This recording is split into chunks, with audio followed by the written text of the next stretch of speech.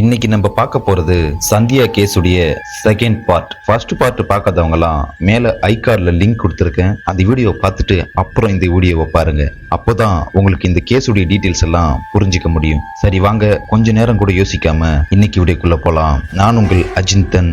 Welcome to IG's investigations.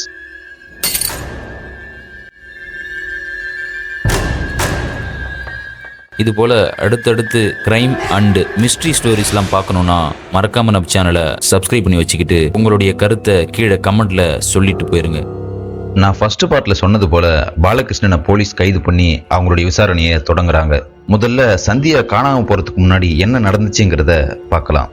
Sandhya Kanyakumari மாவட்டம் அருமநல்லூர் ஊராட்சியை சேர்ந்தவர். சிறு வயதுல இருந்தே அவங்க ஊர்ல எல்லார்கிட்டையும் அன்பா பழகும் குணம் உள்ளவங்கன்னு சொல்லப்படுதுங்க. அவங்களுக்கு சினிமா மேலேயும் ஒரு சின்ன அன்பு இருந்து வந்திருக்கு. சினிமா மேல உள்ள அன்பு தீராத காதலா மாற ஆரம்பிக்குது. இதனால அவங்கள அழகா காமிக்கிறதுல ரொம்பவும் ஆர்வம் காட்ட ஆரம்பிக்கிறாங்க. அவங்களுடைய அப்பா டீ கடை நடத்திக்கிட்டு வராரு. வறுமையின் காரணமா படிப்பையும் பாதியிலே நிறுத்துறாங்க சந்தியா. ஆனா அவங்களுக்கு சினிமா மேல இருந்த தீராத அன்பு மட்டும் விட்ட பாடலன்னு தாங்க சொல்லணும். இப்படி படிப்பையும் பாதியிலே விட்ட சந்தியா சினிமா மேல முழு கவனத்தையும் செலுத்த ஆரம்பிக்கிறாங்க. அவங்கள அழகா காமிக்கிறதுலயும் இன்னும் அதிக கவனத்தையும் செலுத்த ஆரம்பிக்கிறாங்க. ஆனா அவங்களுக்கு அவங்களுடைய அழகுதான் ஆபத்தா முடிய போகுதுன்னு அப்ப தெரியாம இருந்திருக்கு. இப்படி எல்லாம் சுமூகமா போயிட்டு இருக்கும்போதுதான் தூத்துக்குடியை சேர்ந்த பாலகிருஷ்ணன்ங்கிற நபருக்கு சந்தியாவோட புகைப்படம் கிடைக்குது. இந்த பாலகிருஷ்ணன் யாருன்னா எப்படியாவது சினிமாவோட டைரக்டர் ஆகிடணுங்கிற ஆசையில இருந்த நபர்.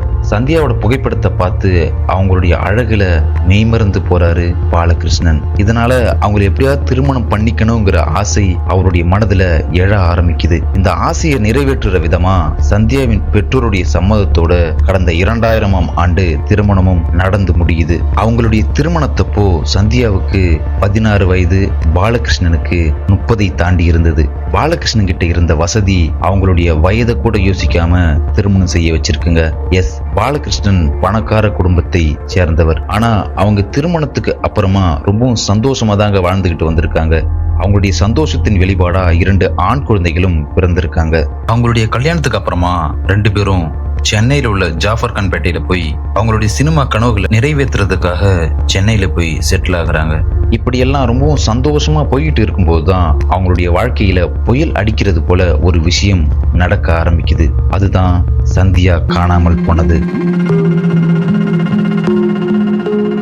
நான் ஃபர்ஸ்ட் பார்ட்ல சொன்னது போல சந்தியா காணாமல் போனதுக்கு அப்புறமா பாலகிருஷ்ணன் கைது பண்ணி விசாரணை பண்றாங்க.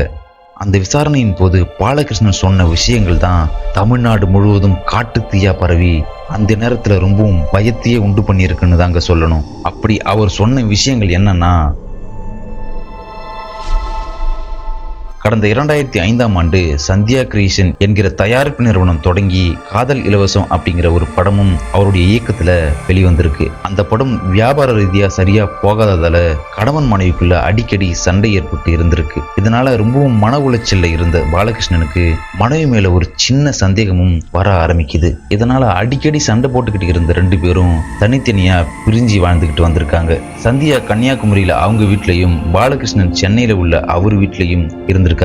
சந்தியாவுக்கு ஏதாவது பண தேவை இருந்தாலும் அடிக்கடி அனுப்பி வைப்பாராம் பாலகிருஷ்ணன். பாலகிருஷ்ணன் மேல இருந்த கோபம் சினிமா மேல ஆர்வத்தை வர வச்சிருக்கு சந்தியாவுக்கு. இப்படி எல்லாம் போய்கிட்டு இருக்கும்போதுதான் பாலகிருஷ்ணனுக்கு அவருடைய நண்பர்கள் அடிக்கடி கால் பண்ணி, நீ அங்க சென்னையில இருக்க, இங்க உன்னுடைய மனைவி எல்லார் கூடயும் ஊர் சுத்திக்கிட்டு இருக்கான்னு சொன்னதா சொல்லப்படுது. இதனால கோபத்தோட உச்சிக்கே போன பாலகிருஷ்ணன் சந்தியாவுக்கு கால் பண்ணி, உனக்கு சினிமா வாய்ப்பு வாங்கி தரேன்னு சொல்லி கூப்பிட்டு இருந்திருக்காரு. இவரை பார்க்க வரதாலதான் சந்தியாவோட அம்மா கிட்ட மாமியார் வீட்டுக்கு போறேன்னு பொய் சொல்லிட்டு வந்திருக்காங்க சந்தியா. அவங்க அம்மாவுக்கு தெரிஞ்சா விடமாட்டாங்கன்னு தான் அப்படி பொய் சொல்லிட்டு வந்திருக்காங்க. சென்னைக்கு போன சந்தியா கிட்ட பாலகிருஷ்ணன், நீ என் கூட சேர்ந்து வாழ்ந்தா தான் படம் நடிக்க வாய்ப்பு வாங்கி தருவேன்னு சொல்லியிருக்காரு. இதனால அவங்களுக்குள்ளே ஏதோ வாக்குவாதம் ஏற்பட்டிருக்கு. அந்த நேரத்துல தான் ஒழித்து வைத்திருந்த சுத்தியில எடுத்து சந்தியா எதிர்பார்க்காத நேரமா சந்தியாவோட தலையிலே அடிச்சிருக்காரு பாலகிருஷ்ணன்.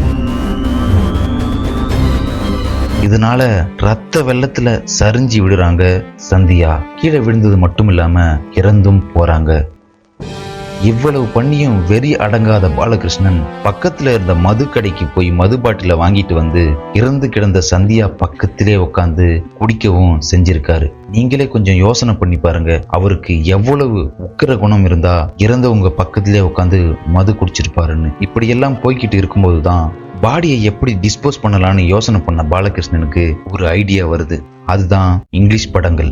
எஸ், இங்கிலீஷ் படங்களை பார்த்தபடியே அவங்களுடைய உடம்ப துண்டு துண்டா 7 துண்டுகளா வெட்டுறாரு. வெட்டப்பட்ட உடல் பாகங்களை 4 மூட்டைகள்ல போட்டு வச்சிருக்காரு. அப்பதான் பாலகிருஷ்ணனுக்கு நம்ம பிரில்லியண்டா யோசிக்கிறோங்கிற நினைப்புல ஒரு குப்பை தொட்டியில எல்லா மூட்டைகளையும் போட்டா கண்டுபிடிச்சிருவாங்கன்னு நினைச்சு வேறு வேறு குப்பை கிடங்குகளுக்கு போற குப்பை தொட்டிகள்ல ஒரு மூட்டையா போட்டுட்டு வந்திருக்காரு. என்னதான் அவரு நான் தான் அந்த கொலையை பண்ணேன்னு ஒத்துக்கிட்டாலும் சிறிது காலம் ஜெயிலில் இருந்த பாலகிருஷ்ணன் 90 நாட்கள்ல இந்த வழக்குடைய குற்றப்பத்திரிகை தாக்கல் செய்யப்படாததால மனைவின்னு கூட பார்க்காம துண்டு துண்டா வெட்டி போட்ட நபர் மக்களோட மக்களா தான் வாழ்ந்துகிட்டு வராருன்னு சொல்லப்படுது. இந்த வழக்கு இன்னும் கோர்ட்ல நடந்துகிட்டு இருக்கிறதால அடுத்த கட்டமா என்ன நடக்கும் அப்படிங்கிறத நம்ம பொறுத்திருந்ததாக பார்க்கணும். Hello my dear family members, மனைவி மேல இருந்த சந்தேகம் பாலகிருஷ்ணனை எந்த அளவுக்கு யோசிக்க வச்சிருக்குன்னு பாருங்க. கணவன் மனைவிக்குள்ள ஏதாவது கருத்து வேறுபாடுகள் இருந்தா தயவு செய்து உங்களுக்குள்ளே பேசி ஒரு நல்ல முடிவா எடுங்க. நீங்க ஒரு நல்ல முடிவா எடுப்பீங்கன்ற நம்பிக்கையோடு விடைபெறுகிறேன். இந்த வீடியோ பிடிச்சிருந்தா மறக்காம சப்ஸ்கிரைப் பண்ணிட்டு உங்களோட ஃப்ரெண்ட்ஸ் எல்லாருக்கும் ஷேர் பண்ணிட்டு ஒரு லைக் போட்டு போயிருங்க. நீங்க பண்ற ஒவ்வொரு சப்ஸ்கிரைபும் எனக்கு 1000 மோட்டிவேஷனை கொடுக்கறதுக்கு சமம்.